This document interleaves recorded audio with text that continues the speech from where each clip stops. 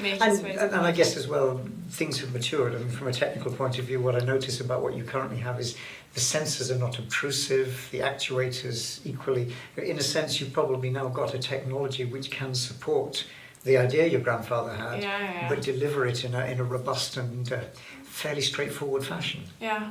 And I think he was, as you said, he was forward thinking. He should have been living now instead of 20 years ago when he was starting it, because, for example, the compressors that we're using, he made his own compressor, being an engineer, which was huge, and it was one of its kind. It was the smallest he had ever seen, but now it's the size of an apple, and it's inside the control unit, and it doesn't make any noise. I noticed. But his prototype Nini I had to carry, and we almost couldn't carry it.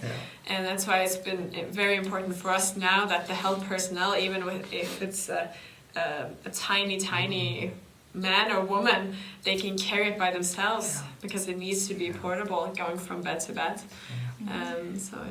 And that brings us nicely to where you've got to, because it's a journey from a great idea for what's clearly a very important market, pressure sores, and then all the other related things to have to do with getting a good night's sleep safely.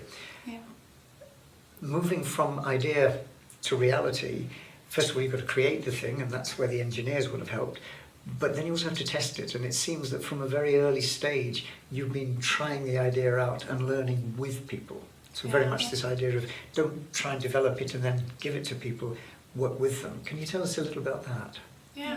We thought it was important that we made a product that was solving the problem in the best way, because no one was doing it now. So when we're trying to develop something to avoid pressure sores, we have to make sure that everything is thought of before it's actually launched. So already from the idea stage, because even though we had sketches and an old prototype, we knew that this is a technology from 20 years behind.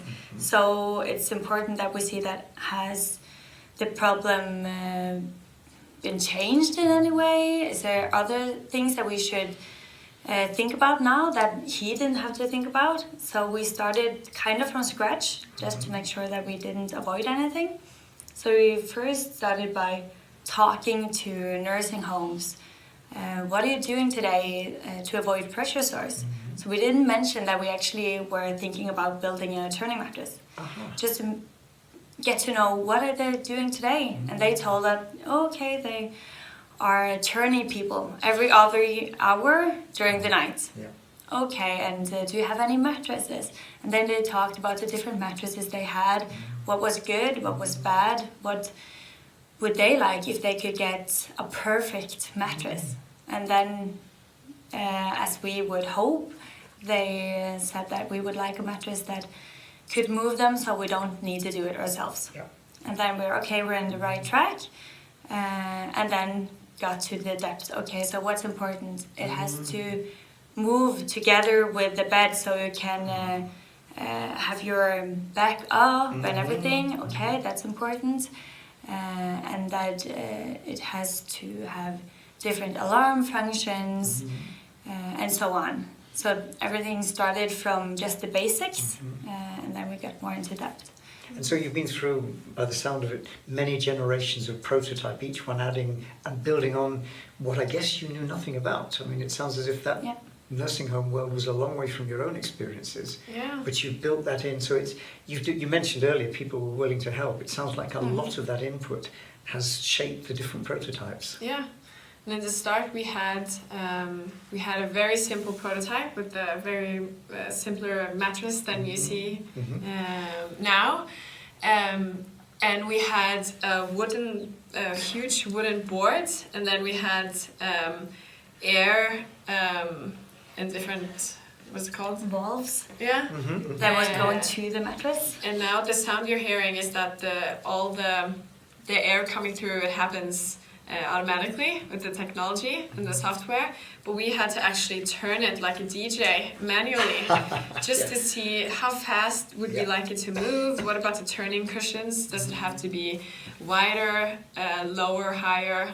And then we actually took that to the nursing homes and to the different customers and had the Parkinson's Foundation in Stavanger.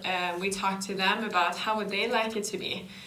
So it's been and then again from our market point of view, because of our education and experience from that, we've always had the user-driven mindset, which I think is very difficult for engineers, and we see it with our engineers every day, that we have to constantly remind them that this is going into the market. How can we do it fast but efficient? And we have to involve the right people, and we just have to test it. And then if it goes wrong, okay, then we know, and we have to get the constant feedback.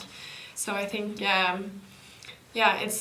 we've had an advantage being entrepreneurs and coming straight from the organizational view, and not being. It's so typical that it's an engineer that starts these kinds of companies, when it's a turning bed, and it's hardware and it's software, and So I think we've had an advantage there, and also thinking, because we were students and we were a bit careful. We also had the lean thinking that you're talking about, with just going slowly and doing it in a simple way, but creating platforms where you get maximum feedback. Yes. So that's been a process that we've and we wrote about that in our master's degree, and Tatiana talked about it. So we've had a support system that has kind of given us a good platform for that kind of thinking when starting a company, which